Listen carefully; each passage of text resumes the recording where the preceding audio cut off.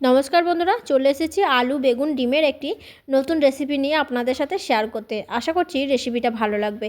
আর দুপুরে এই একটা মেনু দিয়ে কিন্তু 1 প্লেট ভাত খাওয়া হয়ে যাবে। চলুন তাহলে দেরি না করে শুরু করি। সঙ্গে থেকে দেখে নিন, আশা করছি রেসিপিটা ভালো লাগবে।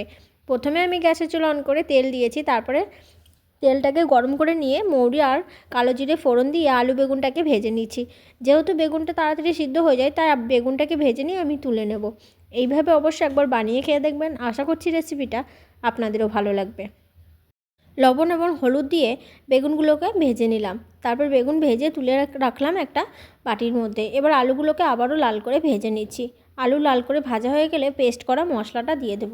এখানে আমি কাঁচা লঙ্কা, টমেটো, আদা, রসুন, পেঁয়াজ একসাথে পেস্ট করে নিয়েছি, তাই পেস্ট করা মশলাটা দিয়ে দিলাম। ভালো করে কষিয়ে নেব। আর দিয়ে দিচ্ছি এবার গুঁড়ো মশলার মধ্যে দিচ্ছি হলুদের গুঁড়ো, সামান্য লঙ্কার গুঁড়ো আর ধনিয়ার গুঁড়ো। স্বাদ অনুযায়ী বা পরিমাণ মতো লবণ দিয়ে মশলাটা ভালো করে কষিয়ে নেব 3-4 মিনিট মতো, যতক্ষণ না মশলা থেকে তেল ছাড়তে শুরু করছে। এইভাবে কষাতে কষাতে মশলাটা ভালো করে কষানো হয়ে গেলে তারপর সিদ্ধ হওয়ার জন্য জল দিয়ে দেব। গরম গরম ভাতের সাথে বেগুন, আলু, ডিম দিয়ে এই ঝোলটা খেতে কিন্তু দারুণ লেগেছিল, তাই আশা করছি আপনাদেরও ভালো লাগবে। এবার আমি পরিমাণ মতো জল দিয়ে আলুগুলোকে একটু সিদ্ধ করে নেব। যেহেতু আলু সিদ্ধ হতে একটু টাইম লাগবে, সেই জন্য আজকের রেসিপিটা যদি ভালো লাগে বন্ধুরা, অবশ্যই একটা লাইক ও কমেন্ট করে জানাবেন। পরবর্তী রেসিপির ভিডিও দেখতে চাইলে অবশ্যই আমার এই চ্যানেল বা পেজটিকে ফলো করে পাশে থাকবেন। আশা করছি আমার শেয়ার করা রেসিপিগুলো আপনাদের ভালো লাগবে। এবার ঝোলটা যখন ফুটে উঠলো, ভালো করে নেড়ে নেওয়ার পরে আমি ভেজে রাখা বেগুনগুলোকে দিয়ে দিচ্ছি।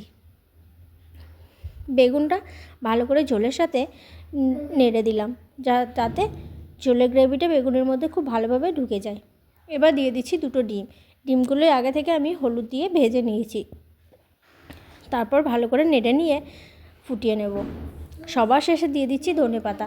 আলু আর বেগুন পুরোপুরিভাবে সিদ্ধ হয়ে গেলে গ্যাসের ফ্লেমটাকে বন্ধ করে তরকারিটা নামিয়ে নেব। ধনেপাতা যদি হাতের কাছে থাকে দিয়ে দেবেন, খেতে দেখবেন ভালো লাগবে। আর যদি না থাকে তাহলে স্কিপ করে দেবেন। সামান্য একটু চিনি দেবেন, আমি অল্প একটু চিনি দিয়েছিলাম, ঝাল মিষ্টির ব্যালেন্সটা ঠিকঠাক থাকবে সেই জন্য। এবার ভালো করে মিশিয়ে নিয়েছি। আলু বেগুন পুরোপুরিভাবেই সিদ্ধ হয়ে গেছে। গ্যাসের ফ্লেমটা বন্ধ করে তরকারিটা অন্য একটা পাত্রে ঢেলে নেব। এখানেই শেষ করছি। ধন্যবাদ।